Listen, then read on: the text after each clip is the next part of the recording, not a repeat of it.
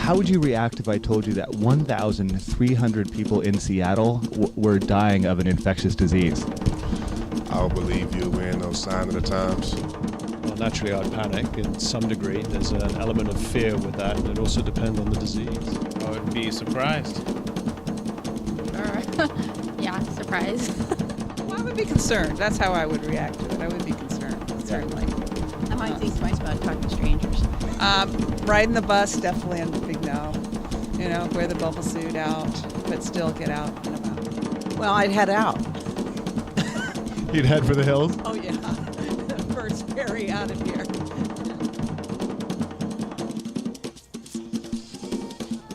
Probably want to know how we could make more doctors appear. I'd be alarmed. Just any infectious disease, I might not be. I mean, that seems kind of high, but I would be very surprised. I didn't think that it was that serious. It'd be kind of scary. What would you do if that were the case? I don't know. Probably I know it's contagious, but I don't think it's something I'd freak out completely. I'm sure medical precautions would be taken elsewhere and around the city, so yeah. I'd be shocked, and I'd probably be a little bit concerned. I probably wouldn't be spending as much time out in public places like this. I'll be a little scared. I would want to know what's happening around, what are the ways to be more preventive about it, and I would want to help and see where I can contribute. I'd be a little shocked. You don't really think about America that way, so I'd be shocked. Would it change your daily life at all? Would you have to change anything in your life if that were the case? Maybe a little over the top. No, not too much. Not for me. I would be concerned. Would that change your life at all? I don't think it would change my life, but I would definitely be concerned that it could. You'd expect immediate action from your government to do something, and you would expect local organizations to have instructions for you as well. well, first I would pray for them, and then whatever I need to do to protect myself, probably. What would you actually do to try to protect yourself? What would you do? Maybe go to the doctor to see if I have it. I actually have no idea how I would protect myself from that. That's a bummer. They need some health care, for sure. How would that change your life? I'd probably just be a little bit more aware of where I'm at, who I'm around, but probably not too much. It's awful. It's really sad. It's terrible. I mean, depending on where it was from, I'd be a little skeptical at first. Just given the location, stuff like that, transmission. Yeah. Wow, that's a heavy question. I would have to question the authority and how they let that happen. And then that doesn't do anything to make it better. So I guess I would make sure that there's money for research to make sure that there's a cure that could happen. Would it change your daily life at all?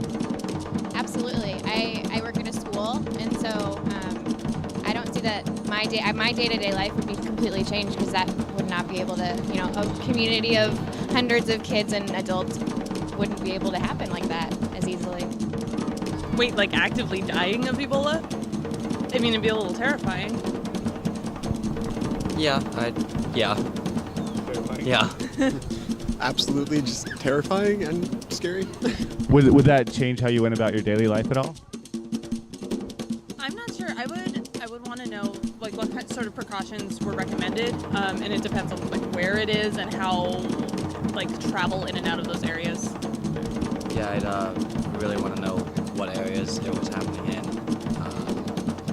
Probably would pay a lot more attention to how to treat it and prevent it.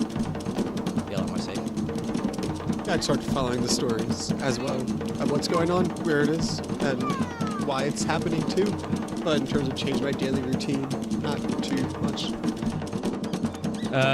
Thank God it wasn't me. That's how I would react.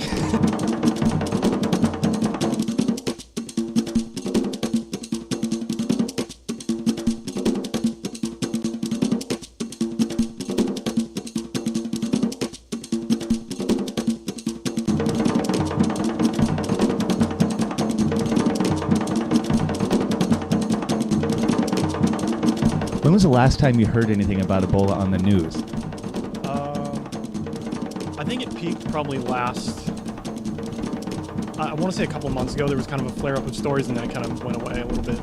I haven't heard any recently. So it's been a while. It's been several months.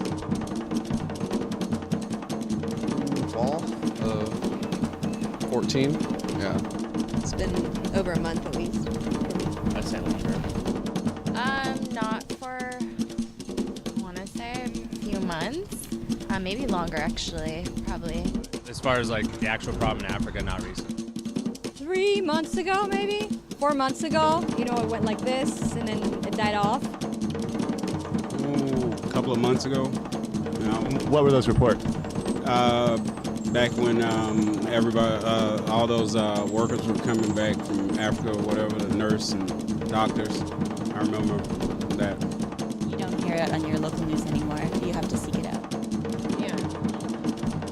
Like 4 months ago? I don't know. It's been a while. 4 or 5 months ago, probably. Probably like 2 months ago, doing the whole thing in, I guess that would be West Africa when that was happening, but that was really the last time. Quite a while ago, months ago. I mean, I'm not an avid news watcher, but yeah, it was a while ago. I think probably like 6 months ago was the last time I heard anything about it, and it was a freaking epidemic. It was like tons of people dying, and it was just like, well, okay, turn the other shoulder, something like that. In the news, I guess it's been a while now. Since the whole like stuff with the nurses and stuff happened in Texas, it's probably since then. It's probably on The Simpsons. And I think that Apu was serving some really bad meat. And they were all, kidding that it had come to Springfield. So honestly, I think that's the last place I heard it. Macaroning, it's your fault.